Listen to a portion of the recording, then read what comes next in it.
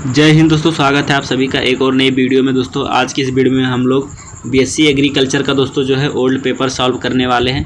तो दोस्तों ये वीडियो उन सभी स्टूडेंट के लिए इम्पोर्टेंट है जो एग्रीकल्चर एंट्रेंस एग्जाम का पेपर देने वाले हैं, क्योंकि दोस्तों यहीं से क्वेश्चन जो है हर बार परीक्षा में पूछे जाते हैं। ठीक है, तो इस वीडियो को आप लोग लास्ट तक देखना। तो चलिए आज की वीडियो शुरू करते हैं। तो देखिए, सबसे पहला हमारा क्वेश्चन है, शरीफा किस फैमिली का पौधा है। ठीक है, पहला है सोलेनेसी, दूसरा है केरिएसी, तीसरा है रोजेसी और चौथा है लिथ्रेसी।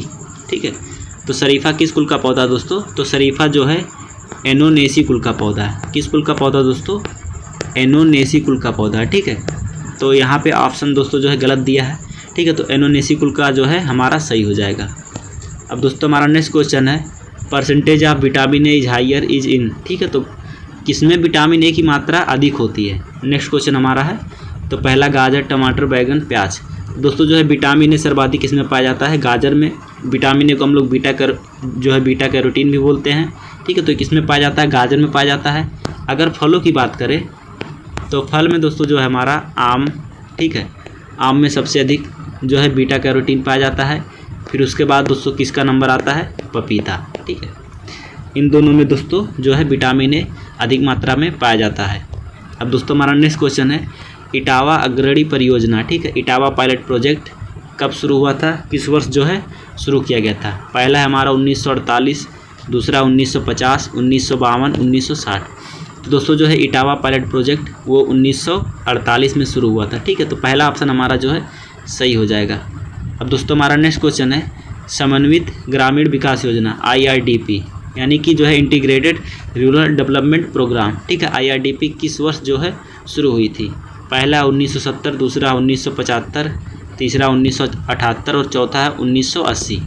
तो दोस्तों जो है IRDP वो कब आरंभ हुआ था? तो 1978 में जो है आरंभ हुआ था। ठीक है, अब दोस्तों हमारा नेक्स्ट क्वेश्चन है, केंद्रीय कृषि विश्वविद्यालय इम्फाल मणिपुर के कुलपति कौन है?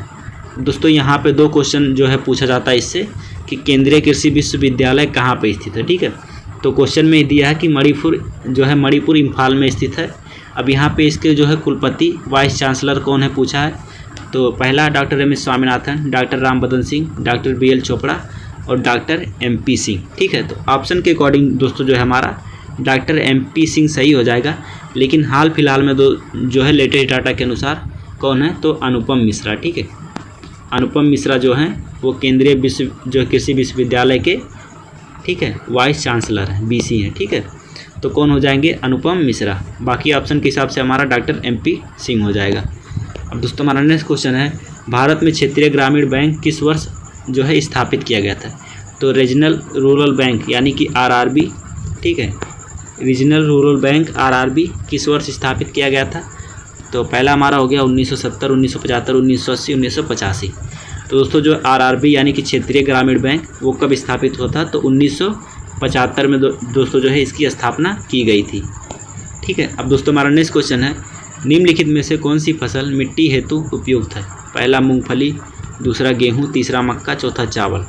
तो दोस्तों जो है हल्की मिट्टी के लिए वो कौन सी जो है फसल सबसे उपयुक्त मानी जाती है? तो वो है मूंगफली। ठीक है, तो ऑप्शन पहला हमारा सही हो जाएगा। अब दोस्तों हमारा नेक्स्ट क्वेश्चन है, निम्नलिखित में से कौन सी फसल भारत में दलहनी फसल नहीं है? ठीक है, तो कौन सी फसल जो है उसका प्रयोग दलहनी फसल के रूप में नहीं किया जाता है? चना, ठीक है, सोयाबीन, राजमा, मटर। तो देखिए चना, राजमा, मटर इन सभी को जो है दलहनी फसलों के रूप में प्रयोग किया जाता है। बाकी दोस्तों जो यहाँ पे हमारी सोयाबीन, ये दोस्तों दलहनी और तिलहनी दोनों प्रकार की फसल है। ठीक है, दलहनी और तिलहनी दोनों प्रकार की फसल है, लेकिन इसमें क्या दोस्तों जो है इसका जो है दाल होता है। ठीक है, दलहनी मतलब दाल के लिए जो उपयोग की जाती हैं, तो इसका दाल दोस्तों जो है वो अपाच्य होता है यानी कि पचाने योग्य नहीं होता है, ज़्यादातर आसानी से नहीं पचता है, इसलिए इसका दाल के रूप में प्रयोग नहीं किया जाता है। इसलिए ठीक है, तो यहाँ पे भारत में दलहनी फसल के रूप में सोयाबीन को नहीं प्रयोग किया जाता है। बाकी दोस्तों जो है सोयाबीन दलहनी और तिलहनी फसल दोनों है। ठीक है दोस्तों, हमारा नेक्स्ट क्वेश्चन है, निम्नलिखित में से कौन सा राज्य सबसे अधिक धान का उत्पादन करता है? पहला उड़ीसा, पश्चिम बंगाल, आंध्र प्रदेश, उत्तर प्रदेश। तो दोस्तों धान के मामले में जो है सबसे अधिक उत्पादन में कौन सा आता है? हमारा पश्चिम बंगाल। ठीक है, ये बहुत ही जो है इजी क्वेश्चन है, लगभग सभी को पता होगा। ठीक है, तो पश्चिम बंगाल में सबसे अधिक धान का उत्पादन होता है। अब दोस्तों हम लोग नेक्स्ट क्वेश्चन देख लेते हैं। यहाँ पे द ICR यानी कि Indian institute of pulse research जो है कहाँ पे स्थित है? ठीक है। तो दोस्तों जो है भारतीय दलहन अनुसंधान संस्थान पूछा है, तो पहला हमारा है कानपुर, दूसरा जयपुर, तीसरा नागपुर और चौथा नई दिल्ली। तो दोस्तों जो है भारतीय दलहन अनुसंधान संस्थान जो है ये कहाँ पे स्थित है, तो ये दोस्तों जो हमारा स्थित है वो कहाँ पे स्थित है, कानपुर में। ठीक है, कहाँ पे स्थित है, कानपुर में। तो पहला ऑप्शन हमारा सही हो जाएगा। दोस्तों हमारा नेक्स्ट क्वेश्चन है, निम्नलिखित में से कौन सा राज्य जो है रबी मौसम में भी धान की खेती करता है। तो पहला है हमारा उड़ीसा, पंजाब, मध्य प्रदेश, उत्तर प्रदेश। दोस्तों जो है उड़ीसा में, इसमें दोस्तों जो है रबी के मौसम में भी धान की खेती की जाती है। हालांकि धान जो है दोस्तों वो खरीफ ऋतु का फसल है, लेकिन उड़ीसा में दोस्तों जो है रबी मौसम में भी धान की खेती की जाती है। अब यहीं से दोस्तों जो है एक क्वेश्चन पिछली बार पूछा गया था कि रबी की मक्का किसे कहते हैं। अब दोस्तों मक्का भी जो है खरीफ ऋतु की फसल है, लेकिन पूछेगा कि रबी की मक्का किसे कहते हैं। अरे सॉरी, रबी की मक्का दोस्तों जो है, रबी की मक्का की खेती कहाँ पे की जाती है। तो रबी की मक्का की खेती दोस्तों जो है बिहार में की जाती है अपने, और जो अपना यूपी है, ठीक है, वहाँ पे की जाती है। तो दोस्तों जो है अगर रबी में धान की खेती कहाँ की जाती है पूछे तो उड़ीसा हो गया, और रबी में मक्का की खेती कहाँ की जाती है तो बिहार और यूपी में हो। ठीक है दोस्तों, हमारा नेक्स्ट क्वेश्चन है, किस फसल में पर परागण होता है। पहला धान, दूसरा मक्का, तीसरा गेहूँ, चौथा मटर। तो दोस्तों धान में जो है स्वपरागण होता है, गेहूं में भी स्वपरागण होता है और मटर में भी। ठीक है, बचा हमारा मक्का। अब दोस्तों मक्का में दोस्तों जो है सिल्क और टेसल जो है नर और मादा पुष्प पाए जाते हैं। ठीक है, तो इसमें कौन सा परागण होता है, तो इसमें पर परागण होता है। किसमें, मक्का में। तो ऑप्शन दूसरा हमारा जो है सही हो जाएगा। अब दोस्तों हमारा नेक्स्ट क्वेश्चन है, निम्नलिखित में से कौन सी एम्फी डिप्लॉयड जो है फसल है। तो पहला हमारा धान हो गया, दूसरा मक्का, तीसरा गेहूं, चौथा मटर। तो एम्फी डिप्लॉयड जो फसल है कौन सी दोस्तों, तो वो हमारी कौन सी है, गेहूं। ठीक है, कौन सी है, गेहूं। तो ऑप्शन तीसरा हमारा जो है सही हो जाएगा। अब दोस्तों हमारा नेक्स्ट क्वेश्चन है, डीएपी में फास्फोरस किस रूप में पाया जाता है। डीएपी बोले तो डाई अमोनियम फास्फेट। ठीक है, डीएपी को हम लोग क्या बोलते हैं, डाई अमोनियम फास्फेट। तो यहाँ से नाम से ही पता चल रहा है कि डीएपी में फास्फोरस जो है फास्फेट के रूप में पाया जाता है। ठीक है, तो पहला हमारा फास्फेट, फास्फोरिक एसिड, फास्फाइड, उपरोक्त सभी। तो डाई अमोनियम फास्फेट यानी कि जो है फास्फेट के रूप में पाया जाएगा। अब दोस्तों हमारा नेक्स्ट क्वेश्चन है, आलू में अगेती ब्लाइट, अर्ली ब्लाइट किसके द्वारा होता है। पहला फफूंदी, दूसरा जीवाणु, तीसरा विषाणु, चौथा नीमेटोड। तो आलू में अगेती ब्लाइट जो है वो अर्ली ब्लाइट जो है वो किसके कारण होता है, तो ये फफूंद के कारण होता है। और फफूंद का नाम पूछे तो अल्टरनेरिया सोलेनाई नामक फफूंद जो है उसके कारण जो है आलू में अगेती अर्ली ब्लाइट नामक रोग होता है। अब दोस्तों हमारा नेक्स्ट क्वेश्चन है, विकृति मालफॉर्मेशन रोग किस में होता है। ठीक है, पहला केला में, दूसरा आम में, तीसरा अमरूद, चौथा नारियल। तो मैंगो मालफॉर्मेशन नामक आपने रोग सुना होगा जो किस में लगता है, आम में। ठीक है, इसके नाम से ही पता चल जाता है कि किस में लगता है। तो विकृति यानी कि मालफॉर्मेशन, ठीक है, तो किस में लगता है दोस्तों, मैंगो मालफॉर्मेशन रोग। तो वो दोस्तों लगता है आम में। तो ऑप्शन दूसरा हमारा जो है सही हो जाएगा। अब दोस्तों हमारा नेक्स्ट क्वेश्चन है, आणविक प्रजनन मॉलिक्यूलर ब्रीडिंग पादप प्रजनन को किस प्रकार सहायता करती है। पहला है लोकप्रिय किस्मों के सुधार में, दूसरा दोस्तों बिल्कुल नई किस्म बनाने में, ट्रांसजेनिक बनाने में, और इनमें से कोई नहीं। तो दोस्तों जो है आणविक प्रजनन यानी कि मॉलिक्यूलर ब्रीडिंग, उसके द्वारा दोस्तों क्या किया जाता है, तो उसके द्वारा दोस्तों जो है ट्रांसजेनिक पादप बनाने में किया जाता है। ठीक है, तो ऑप्शन तीसरा हमारा जो है सही हो जाएगा। अब दोस्तों हमारा नेक्स्ट क्वेश्चन है, धान में खैरा रोग किस कारण होता है। पहला जीवाणु से, ठीक है, ये गलत है। दूसरा जिंक की कमी से। ठीक है, तो धान में खैरा रोग किस कमी के कारण होता है, तो दोस्तों धान में खैरा रोग जो है वो जिंक की कमी के कारण होता है। अब दोस्तों जो खैरा रोग का जो है उपचार किसने खोजा था, तो दोस्तों खैरा रोग का उपचार जो खोजा था वो किसने खोजा था, तो वाई.एल. लेने ने। ठीक है, किसने खोजा था, वाई.एल. लेने ने खोजा था धान में खैरा रोग का जो उपचार। और किसकी कमी के कारण होता है, तो धान में खैरा रोग जो है वो जिंक की कमी के कारण होता है। अब दोस्तों हमारा नेक्स्ट क्वेश्चन है, सरसों में पूर्ण अंगमारी, ठीक है, अल्टरनेरिया ब्लाइट किसके द्वारा होता है। तो यहाँ पे दोस्तों अभी आपको मैंने बताया कि अल्टरनेरिया सोलेनाई नामक जो है अगेती ब्लाइट होता है आलू में। ठीक है, तो यहाँ पे दोस्तों अल्टरनेरिया क्या है, जीवाणु है, विषाणु है, फफूंद है, नीमेटोड है। तो दोस्तों जो है अल्टरनेरिया ब्लाइट है वो कौन सा हमारा, फफूंद का दोस्तों जो है एक प्रजाति है। ठीक है, तो ऑप्शन तीसरा हमारा जो है सही हो जाएगा। अब दोस्तों हमारा नेक्स्ट क्वेश्चन है, पत्तों द्वारा बना खाना किसके द्वारा पौधे के सभी अंगों में भेजा जाता है। तो फूड ट्रांसफ़र का काम कौन करता है पौधों में, देखिए जल का काम दोस्तों कौन सा करता है, तो तो जल का काम जो करता है वो कौन सा करता है, जाइलम। ठीक है, जा से जाइलम आप याद रखेंगे, तो जल से जाइलम, जल का जो है ट्रांसफ़र का कार्य कौन करता है, जाइलम करता है। और यहाँ पे पूछा है भोज्य पदार्थ, ठीक है, खाना, तो खाना का काम कौन करता है दोस्तों, तो फ्लोएम द्वारा जो है भोज्य पदार्थों का जो है स्थानांतरण होता है पादप में। तो ऑप्शन दूसरा हमारा सही हो जाएगा। अब दोस्तों हमारा नेक्स्ट क्वेश्चन है, निम्नलिखित में से किसके कारण फल पकते हैं। पहला एथिलीन द्वारा, इथेनॉल द्वारा, एसिटिक एसिड द्वारा और जिब्रेलिक एसिड द्वारा। तो देखिए फल में दोस्तों जो है प्राकृतिक रूप से एथिलीन के द्वारा जो है फल पकते हैं।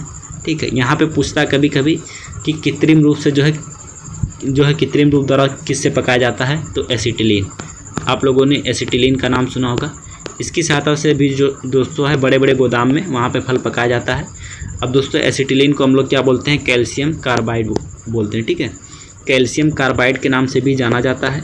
ये दोस्तों जो है फलों को कृत्रिम रूप से पकाने में जो है काम में लिया जाता है। लेकिन दोस्तों क्या है, एथिलीन के द्वारा जो फल पकते हैं वो अधिक मीठे और स्वादिष्ट होते हैं, जबकि जो है एसिटिलीन के द्वारा जो फल पकते हैं उनमें अधिक स्वाद नहीं होता है। ठीक है, तो फल किसके कारण पकते हैं, तो एथिलीन के द्वारा पकते हैं। अब दोस्तों हमारा नेक्स्ट क्वेश्चन है, सुनहरा चावल गोल्डन राइस के लिए जाना जाता है। ठीक है, तो गोल्डन राइस में दोस्तों क्या है जो अधिक मात्रा में पाया जाता है। पहला है अधिक विटामिन ए के लिए, दूसरा अधिक प्रोटीन के लिए, अधिक कैल्शियम के लिए, अधिक जिंक के लिए। तो दोस्तों जो गोल्डन राइस है उसमें कौन सा जो है, उसमें अधिक विटामिन ए के लिए जो है फेमस है। ठीक है, इसमें जो है बीटा कैरोटीन अधिक मात्रा में पाया जाता है। तो ऑप्शन पहला हमारा सही हो जाएगा। अब दोस्तों हमारा नेक्स्ट क्वेश्चन है, मल्लिका इज ए वैरायटी ऑफ। ठीक है, मल्लिका किसकी प्रजाति है। पहला सेब की, दूसरा आम, तीसरा लीची, चौथा पपीता। तो दोस्तों बहुत ही बेसिक क्वेश्चन है, मल्लिका किसकी प्रजाति है, आम की प्रजाति है। दोस्तों हमारा नेक्स्ट क्वेश्चन है, यदि धान के पौधे में मछली का एक जीन डाल दिया जाए। ठीक है, धान का पौधा है और उसमें दोस्तों जो है मछली का एक जीन डाल दिया जाए तो वह धान का पौधा क्या कहलाएगा। पहला उत्परिवर्तित पौधा जिसको हम लोग बोलते हैं म्यूटेंट। ठीक है, संकर पौधा, डबल हैप्लॉइड पौधा और ट्रांसजेनिक पौधा। ठीक है, तो दोस्तों जब धान के पौधे में मछली का एक जीन डाल दिया जाएगा तो वह क्या कहलाएगा, तो वो दोस्तों कहलाएगा ट्रांसजेनिक पौधा। ठीक है, क्या कहलाएगा, ट्रांसजेनिक पौधा। तो ऑप्शन चौथा हमारा सही हो जाएगा। अब दोस्तों हमारा नेक्स्ट क्वेश्चन है, कौन सी फसल ब्रेसिका जंसिया के अंतर्गत आती है। ठीक है, तो पहला हमारा गेहूं, दूसरा धान। ठीक है, तो ये दोनों दोस्तों जो है गलत हो गया। ठीक है, आप सभी को पता होगा। तीसरा हमारा है राई, चौथा है पीली सरसों। अब यहीं में दोनों जो बच्चे कन्फ्यूज हो जाते हैं। तो देखिए ब्रेसिका जंसिया के अंतर्गत कौन सा आता है दोस्तों, तो ब्रेसिका जंसिया के अंतर्गत आता है हमारा राई। ठीक है, कौन सा आता है, राई। तो ऑप्शन तीसरा हमारा सही हो जाएगा। अब दोस्तों यहाँ पे जो है पीला सरसों दिया, तो दोस्तों ये सरसों की एक वैरायटी है। ठीक है, पीला सरसों, भूरा सरसों। तो यहाँ पे दोस्तों जो है सरसों, इसका क्या होता है, तो इसका होता है दोस्तों ब्रेसिका। ठीक है, ब्रेसिका सेम रहेगा और कंप्रेस्टिस रहता है। ठीक है, सरसों में क्या रहता है, ब्रेसिका कंप्रेस्टिस रहता है। बाकी दोस्तों जो है ब्रेसिका जंसिया के अंतर्गत कौन सा आता है, तो राई। राई को दोस्तों जो है हम लोग मस्टर्ड भी बोलते हैं। ठीक है, क्या बोलते हैं, मस्टर्ड बोलते हैं। अब दोस्तों हमारा नेक्स्ट क्वेश्चन है, निम्नलिखित में से कौन भारतीय वैज्ञानिक अंतर्राष्ट्रीय चावल अनुसंधान संस्थान फिलीपींस के महानिदेशक थे। ठीक है, तो कौन से जो है वैज्ञानिक जीडी थे जो है अंतर्राष्ट्रीय चावल अनुसंधान संस्थान, जो कहाँ स्थित है, फिलीपींस, मनीला में। उसके जो है जनरल डायरेक्टर कौन थे।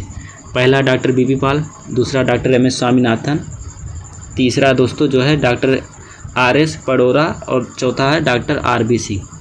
तो दोस्तों जो है अंतर्राष्ट्रीय चावल अनुसंधान संस्थान के जो है डीजी यानी कि जो है जनरल डायरेक्टर, ठीक है, वो कौन से थे, तो वो थे डॉक्टर एमएस स्वामीनाथन। ठीक है, कौन थे, डॉक्टर एमएस स्वामीनाथन। इन्हीं को दोस्तों जो है भारत में हरित क्रांति का जनक माना जाता है। ठीक है, अब दोस्तों हमारा नेक्स्ट क्वेश्चन है, उत्परिवर्तन प्रायः कैसा होता है। अप्रभावी तथा नुकसानदेह, प्रभावी तथा नुकसानदेह, दूसरा प्रभावी तथा उपयोगी और चौथा अप्रभावी तथा उपयोगी। तो दोस्तों जो है म्यूटेशन यानी कि जो है उत्परिवर्तन वो कैसा होता है दोस्तों, तो वो प्रभावी और नुकसानदेह होता है। ठीक है, तो ऑप्शन दूसरा हमारा जो है सही हो जाएगा। अब दोस्तों हमारा नेक्स्ट क्वेश्चन है, कौन संकर धान का जनक माना जाता है। ठीक है, तो संकर धान का जनक किसे कहा जाता है। देखिए पहला है जीजे मेंडल, इनको दोस्तों जो है अनुवांशिकी का जनक माना जाता है। दूसरा हमारा है युआन लोंगपिंग, तीसरा है आरएच रिथारिया और चौथा है जीएस खुश। तो दोस्तों जो है संकर धान का जनक किसे माना जाता है, तो युआन लोंगपिंग को माना जाता है। बाकी दोस्तों जो है सुपर राइस, ठीक है, गोल्डन राइस को जो है इसका जो जनक किसे माना जाता है, तो जीएस खुश को। ठीक है, सुपर राइस को जो है जीएस खुश का जो जनक माना जाता है। अब दोस्तों हमारा नेक्स्ट क्वेश्चन है, निम्नलिखित में से कौन कोशिका का पावर हाउस कहलाता है? पहला गुणसूत्र क्रोमोजोम, ठीक है, कड़ाव सूत्र माइटोकॉन्ड्रिया, राइबोसोम क्लोरोप्लास्ट। तो दोस्तों जो है कोशिका का पावर हाउस, ठीक है, विद्युत गृह, वो किसे कहा जाता है? तो माइटोकॉन्ड्रिया को कहा जाता है। तो ऑप्शन दूसरा हमारा सही हो जाएगा। अब दोस्तों हमारा नेक्स्ट क्वेश्चन है, निम्नलिखित में से कौन जैविक खाद के रूप में प्रयुक्त होता है? पहला राइजोबियम कल्चर, दूसरा ट्राइकोडर्मा, चौथा है जोला और तीसरा है जोला और चौथा उपरोक्त सभी। तो वैसे तो दोस्तों जो जैविक खाद के रूप में, देखिए जैविक खाद का मुख्य कार्य क्या होता है? तो जैविक खाद का मुख्य कार्य होता है कार्बनिक पदार्थों का जो है स्थानांतरण करना, ठीक है। तो ये सभी दोस्तों जो है कार्बनिक पदार्थों का जो है स्थानांतरण करते हैं, ठीक है, स्थिरीकरण करते हैं। तो इस हिसाब से दोस्तों जो है हमारा उपरोक्त सभी हो जाएगा। लेकिन आप पेपर का जो है आंसर की देखेंगे तो उसमें कौन सा दिया दोस्तों? तो उसमें दिया है ट्राइकोडर्मा, ठीक है। तो ऑप्शन दूसरा हमारा सही हो जाएगा। बाकी दोस्तों जो है सभी जैविक खाद हैं एक तरह से, ठीक है। राइजोबियम कल्चर का भी प्रयोग किया जाता है। अजोला का धान में दोस्तों जो है कार्बनिक पदार्थों के स्थिरीकरण के लिए किया जाता है, ठीक है। तो ये थोड़ा कन्फ्यूजिंग क्वेश्चन है, बाकी आप खुद देख लीजिएगा, ठीक है। तो यहाँ पे दोस्तों जो है ऑप्शन दूसरा हमारा सही हो जाएगा। अब दोस्तों हमारा नेक्स्ट क्वेश्चन है, यूरेसिल किस में पाया जाता है? तो यूरेसिल बेस दोस्तों जो है किस में पाया जाता है? आरएनए में पाया जाता है, डीएनए में, दोनों में, इनमें से कोई नहीं। तो दोस्तों जो है यूरेसिल बेस किस में पाया जाता है? तो आरएनए में पाया जाता है, ठीक है। अब दोस्तों आरएनए में यूरेसिल बेस पाया जाता है, तो डीएनए में क्या पाया जाता है? तो डीएनए में दोस्तों जो है थायमिन नामक बेस पाया जाता है, ठीक है। थायमिन नामक जो है क्षारक बेस पाया जाता है किसमें? डीएनए में। और यूरेसिल नामक जो है क्षारक बेस किस में पाया जाता है? तो आरएनए में पाया जाता है। अब दोस्तों हमारा नेक्स्ट क्वेश्चन है, फूल गोभी में भूरापन किसकी कमी से होता है? बोरान की कमी से, लोहा की कमी से, जिंक की कमी से, मॉलिब्डेनम की कमी से। तो दोस्तों जो फूल में भूरापन, जिसको हम लोग क्या बोलते हैं? ब्राउनिंग बोलते हैं, ठीक है। धान जो है फूल गोभी में ब्राउनिंग किसी के कारण होता है? तो वो होता है बोरान की कमी से, ठीक है। तो ऑप्शन पहला हमारा जो है सही हो जाएगा। अब दोस्तों हमारा नेक्स्ट क्वेश्चन है, पीजीपीआर, ठीक है। पीजीपीआर दोस्तों जो है सबसे पहले हम लोग जान लेते हैं क्या है, ठीक है। तो एक्चुअली में दोस्तों जो है पीजीपीआर को हम लोग बोलते हैं प्लांट ग्रोथ प्रमोटिंग बैक्टीरिया, ठीक है। तो जो पौधों में जो है वृद्धि करने वाले बैक्टीरिया को बढ़ाता है, ठीक है, तो उसे हम लोग दोस्तों पीजीपीआर बोलते हैं। तो इसका जो तात्पर्य किससे है, ठीक है, किससे तात्पर्य रखता है? पहला, पौधों में लाभदायक जीवाणु, पौधों में नुकसानदेह जीवाणु, पौधों में लाभदायक फफूंदी और पौधों में नुकसानदेह फफूंदी। तो दोस्तों जो है प्लांट ग्रोथ प्रमोटिंग बैक्टीरिया, ठीक है। तो बैक्टीरिया मतलब जो पौधों में लाभदायक जीवाणु को बढ़ाता है उसे हम लोग क्या बोलते हैं? पीजीपीआर बोलते हैं, ठीक है। अब दोस्तों हमारा नेक्स्ट क्वेश्चन है, निम्नलिखित में से कौन गेहूं के साथ अंतः फसल इंटरक्रॉप के रूप में लगाया जाता है? तो देखिए अंतः सस्यन जो है, जब भी अंतः फसल पूछे तो दोस्तों इसमें अंतः फसल में जो दोनों पौधे रहेंगे वो एक ही ऋतु के पौधे रहेंगे। जैसे आपने यहाँ पे पूछा कि गेहूँ, तो गेहूँ दोस्तों जो है रबी का पौधा है, ठीक है। तो गेहूँ रबी का पादप है, तो गन्ना तो नहीं होगा, ठीक है। अरहर दोस्तों, अरहर भी नहीं होगा, ठीक है। अरहर चूँकि रबी का पौधा है, लेकिन दोस्तों जो है अरहर नहीं होगा क्योंकि गेहूँ से बड़ा जो है अरहर होता नहीं, जो संभव नहीं है, ठीक है। आलू भी संभव नहीं है। अब दोस्तों यहाँ पे बचता है राई। आप लोगों ने जो है ग्रामीण क्षेत्रों में देखा होगा कि अक्सर दोस्तों जो है सरसों या फिर राई बो दिया जाता है गेहूँ के बीच में। तो ऑप्शन चौथा हमारा जो है सही हो जाएगा, ठीक है। तो अंतः फसल जो है इंटरक्रॉप के रूप में जो है गेहूँ और राई को जो है साथ में बोया जाता है। अब हमारा नेक्स्ट क्वेश्चन है, भारतीय कृषि अनुसंधान संस्थान, ठीक है। तो IARI यानी कि इंडियन एग्रीकल्चर रिसर्च इंस्टीट्यूट कहाँ पे स्थित है? पहला नई दिल्ली, दूसरा हैदराबाद, तीसरा बेंगलुरु, चौथा लखनऊ। तो दोस्तों जो है IARI यानी कि Indian council of agriculture research, ठीक है, सॉरी यहाँ पे इंडियन एग्रीकल्चर रिसर्च इंस्टीट्यूट कहाँ पे स्थित है? तो वो दोस्तों जो है नई दिल्ली में स्थित है, ठीक है। इसको हम लोग दोस्तों जो है शॉर्ट फॉर्म में IARI भी बोलते हैं, ठीक है। एक दोस्तों जो होता है ICR, ठीक है। एक क्या होता है? ICR होता है Indian council of agriculture research, ये भी कहाँ पे स्थित है? नई दिल्ली में स्थित है। और IARI दोस्तों जो है ये भी नई दिल्ली में स्थित है। अब दोस्तों हमारा नेक्स्ट क्वेश्चन है, टिड्डा किस ऑर्डर का जीव है? तो टिड्डे का गढ़ क्या होता है यहाँ पे पूछा गया है? लेपिडोप्टेरा, आर्थोप्टेरा, और यहाँ पे दोस्तों है आइसोप्टेरा, और यहाँ पे दोस्तों जो है बैलोटीडिया, ठीक है। तो यहाँ पे दोस्तों जो है हिंदी में थोड़ा मिसप्रिंट हो गया है। तो देखिए टिड्डा दोस्तों जो है आर्थोप्टेरा संघ का जीव है। तो ऑप्शन दूसरा हमारा जो है सही हो जाएगा। दोस्तों हमारा नेक्स्ट क्वेश्चन है, Shri is a method of, ठीक है। तो श्री किसकी विधि है? तो देखिए यहाँ पे दोस्तों जो है इंग्लिश में दोस्तों आप पढ़ेंगे तो SRI, ठीक है। बाकी हिंदी में इसको श्री लिखा रहता है। तो SRI का मतलब क्या होता है? System of rice intensification. तो दोस्तों जो है इसका जो है किससे संबंध है? पहला धान की खेती से, तोरिया, गेहूँ, गन्ना।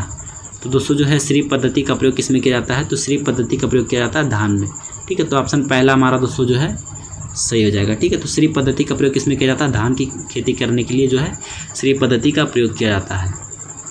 दोस्तों हमारा नेक्स्ट क्वेश्चन है, माहू किस फसल के लिए जो है अधिक नुकसान करता है, ठीक है। तो एफिड दोस्तों जो है किस फसल में सबसे अधिक नुकसान पहुंचाता है? पहला गेहूं, दूसरा सरसों, तीसरा यहाँ पे दोस्तों जो है मटर, चौथा जौ। तो दोस्तों जो माहू आप सभी ने देखा होगा कि सरसों के पौधे में सबसे अधिक लगता है। जब सरसों का जो है पौधा जहाँ पे बोया रहता है जिस खेत में, वहाँ पे देखेंगे आप माहू जो है बहुत अधिक संख्या में जो है झुंड में रहते हैं, ठीक है। तो माहू सरसों को सबसे अधिक नुकसान पहुँचाते हैं। तो ऑप्शन दूसरा हमारा जो है सही हो जाएगा। अब दोस्तों हमारा नेक्स्ट क्वेश्चन है, ट्रिटिकम एस्टिवम किसका वानस्पतिक नाम है? तो आप लोग 189 का दोस्तों जो है लिख के यहाँ पे, ठीक है, आंसर लिख के कमेंट कीजिएगा। धान, मक्का, गेहूँ, चना, ज्वार, बाजरा किसका है, ठीक है, क्योंकि बहुत ही बेसिक क्वेश्चन है, लगभग सभी को पता होगा। अब दोस्तों हमारा नेक्स्ट क्वेश्चन है, नीलम एवं दशहरी आम के किन किस्मों के माता पिता हैं, ठीक है। तो यहाँ पे मैं आपको एक ट्रिक बताता हूँ, देखिए ध्यान दीजिए दोस्तों। यहाँ पे जो है संकर किस्में जितने भी हैं उनको याद करने का एक तरीका है। देखिए एक होता है हमारा RNA, ठीक है, एक हमारा क्या होता है दोस्तों रत्ना, और जब नीलम से संकरण कराएंगे तो क्या बनेगा हमारा आम्रपाली, ठीक है। रत्ना और नीलम से हमारा संकरण कराएंगे तो क्या बनेगा आम्रपाली, ठीक है। सॉरी यहाँ पे दोस्तों जो है यहाँ पे RNA दोस्तों जो है इसका उल्टा ट्रिक है। तो देखिए जब दोस्तों जो है नीलम और आम्रपाली से संकरण कराएंगे तो क्या बनेगा हमारा रत्ना, ठीक है। बाकी दोस्तों यहाँ पे जो क्वेश्चन पूछा है इसको हम लोग देखते हैं। तो DNA, ठीक है, एक ट्रिक है, जब दशहरी और नीलम से संकरण कराएंगे तो क्या बनेगा हमारा आम्रपाली, ठीक है। तो यहाँ पे दशहरी और नीलम को लेंगे तब क्या बनेगा आम्रपाली बनेगा। अब दोस्तों यहाँ पे एक और ट्रिक है NDP, ठीक है, NDP। तो नीलम गुणे दशहरी जब लेंगे, सॉरी NDP कह रहे हैं, यहाँ पे NDM होता है, ठीक है, क्या होता है NDM। तो यहाँ पे जब दोस्तों नीलम गुणे दशहरी से संकरण कराएंगे तो क्या बनेगा मल्लिका, ठीक है। तो नीलम एवं दशहरी के संकरण से जो है मल्लिका एवं आम्रपाली जो है बनती है। तो ऑप्शन पहला हमारा जो है सही हो जाएगा। अब दोस्तों हमारा नेक्स्ट क्वेश्चन है, आशीर्वाद किस फसल की किस्म है? पहला राई, दूसरा तिल, तीसरा तीसी और चौथा मूंगफली। तो आशीर्वाद दोस्तों जो है वो किसकी किस्म है? तो आशीर्वाद जो है तिल की किस्म है। अब दोस्तों हमारा नेक्स्ट क्वेश्चन है, कौन सी फसल हरी खाद के लिए प्रयोग की जाती है? पहला गन्ना, दूसरा ढैंचा, तीसरा धान, चौथा मक्का। तो दोस्तों जो है हरी खाद के लिए वो कौन सी प्रयोग की जाती है? तो ढैंचा जो है हरी खाद के लिए प्रयोग की जाती है। अब यहाँ पे दोस्तों और भी जो है सनई जैसे हो गया, ठीक है, लोबिया हो गया, ये सभी दोस्तों जो है हरी खाद के लिए प्रयोग की जाती हैं। अब दोस्तों हमारा नेक्स्ट क्वेश्चन है, निम्नलिखित में से कौन सूक्ष्म तत्व सरसों में तेल की मात्रा बढ़ाने के लिए उपयोगी है? तो देखिए यहाँ पे दोस्तों दिया है जिंक, सल्फर, लोहा, बोरान, ठीक है। तो यहाँ पे दोस्तों जो है ऑप्शन हमारा दूसरा सल्फर सही हो जाएगा।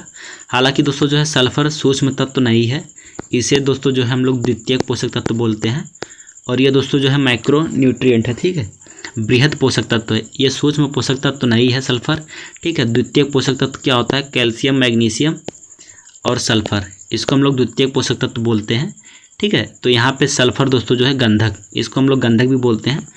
तो दोस्तों इसका प्रयोग जो है सरसों में तेल की मात्रा बढ़ाने के लिए किया जाता है। तो ऑप्शन दूसरा हमारा जो है सही हो जाएगा। अब दोस्तों हमारा नेक्स्ट क्वेश्चन है, गेहूं के दानों में प्रोटीन की प्रतिशत कितनी होती है?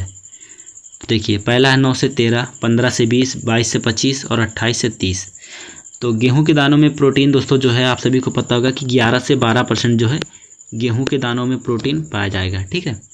तो यहाँ पे 9 से 13 दिया है, तो लगभग अराउंड जो है 11 से 12, ठीक है। तो ऑप्शन पहला हमारा सही हो जाएगा। अब यहाँ पे अनाज वाली फसलों में दोस्तों जो है गेहूं में सबसे अधिक प्रोटीन पाया जाता है, ठीक है। और अगर पूछे दोस्तों जो है सबसे कम प्रोटीन किस में पाया जाता है, तो सबसे कम प्रोटीन दोस्तों जो है अनाज वाली फसलों में वो चावल में पाया जाता है, ठीक है। 6 से 7% जो है चावल में प्रोटीन पाया जाता है, बाकी गेहूं में 11 से 12% जो है प्रोटीन पाया जाता है। अब दोस्तों हमारा नेक्स्ट क्वेश्चन है, निम्नलिखित फसलों में से कौन मृदा में वायुमंडलीय नाइट्रोजन को बढ़ाती है, ठीक है। तो पहला हमारा मक्का, ये गलत है। चावल भी गलत है। राजमा, गन्ना, ठीक है, तो गन्ना भी नहीं जो है नाइट्रोजन का स्थिरीकरण करता है। दोस्तों यहाँ पे हमारा ऑप्शन तीसरा राजमा सही हो जाएगा। हालांकि दोस्तों ये ना के बराबर करता है, लेकिन दोस्तों जो है आंसर की में दोस्तों राजमा दिया है, ठीक है। राजमा दोस्तों जो है ये बहुत कम मात्रा में करता है, एकदम लगभग ना के बराबर, लेकिन हालांकि करता है इसलिए इसे माना जाएगा कि जो है नाइट्रोजन का स्थिरीकरण करता है। अब दोस्तों हमारा नेक्स्ट क्वेश्चन है, क्षारीय मृदा सुधार हेतु हम किसका प्रयोग करते हैं? पहला जिप्सम, दूसरा चूना, तीसरा यूरिया, चौथा म्यूरेट ऑफ पोटाश। तो दोस्तों जो है क्षारीय मृदा को सुधारने के लिए किसका प्रयोग किया जाता है? जिप्सम का, ठीक है। जिप्सम के अलावा एक और होता है, उसको हम लोग बोलते हैं पायराइट, ठीक है। पायराइट का भी प्रयोग किया जाता है, ठीक है। पायराइट का भी प्रयोग किया जाता है क्षारीय मृदा को सुधारने के लिए। और चूना का प्रयोग दोस्तों जो है चूना का प्रयोग जो है अम्लीय मृदा को सुधारने के लिए किया जाता है, ठीक है। चूना का प्रयोग अम्लीय मृदा को सुधारने के लिए किया जाता है, जबकि जिप्सम और पायराइट का प्रयोग क्षारीय मृदा को सुधारने के लिए किया जाता है। अब यहाँ पे दोस्तों हमारा नेक्स्ट क्वेश्चन है, सहसंबंध गुणांक आर का रेंज क्या है? माइनस जो है इनफाइनाइट से प्लस इनफाइनाइट, -1 से +1, 0 से 1, 1 से 2। तो दोस्तों जो है सहसंबंध गुणांक का जो रेंज है वो -1 से +1 है, ठीक है। तो ऑप्शन दूसरा हमारा सही हो जाएगा। अब दोस्तों हमारा नेक्स्ट क्वेश्चन है, पूसा नन्हा किस फसल की प्रजाति है? पहला आम, दूसरा पपीता, तीसरा अमरूद, चौथा नारियल। तो दोस्तों जो है पूसा नन्हा वो किसकी प्रजाति है? तो पूसा नन्हा पपीता की प्रजाति है, ठीक है। तो ऑप्शन दूसरा हमारा सही हो जाएगा। अब दोस्तों यहाँ पे जो हमारा नेक्स्ट क्वेश्चन है, यदि ट्रीटमेंट की संख्या 16 है तो ट्रीटमेंट डिग्री ऑफ फ्रीडम क्या होगा? ठीक है। तो ये क्वेश्चन दोस्तों जो है मिस प्रिंट हो गया था, ये जो क्वेश्चन अधूरा है, ठीक है, गलत क्वेश्चन है, इसलिए इसको हम लोग छोड़ देते हैं। अब देखिए दोस्तों हम लोग का जो है नेक्स्ट क्वेश्चन है और यही लास्ट क्वेश्चन है, धान में इमेस्कुलेशन का उचित समय क्या है? रात, दोपहर, सुबह, दोपहर, बाद, ठीक है। तो दोस्तों जो है धान में इमेस्कुलेशन क्यों किया जाता है, सबसे पहले जान लीजिए। तो धान में इमेस्कुलेशन दोस्तों जो है वो संकर बीज के उत्पादन के लिए किया जाता है, ठीक है। तो इसके लिए जो सबसे बेस्ट टाइम होता है वो कौन सा होता है? सुबह होता है, ठीक है। तो बस दोस्तों आज की इस वीडियो में इतना ही दोस्तों, मिलते हैं अगले नेक्स्ट वीडियो में, तब तक के लिए जय हिंद, जय भारत। और दोस्तों आपको वीडियो कैसा लगा कमेंट करके जरूर बताइएगा। तो मिलते हैं अगले नेक्स्ट वीडियो में, तब तक के लिए जय हिंद, जय भारत।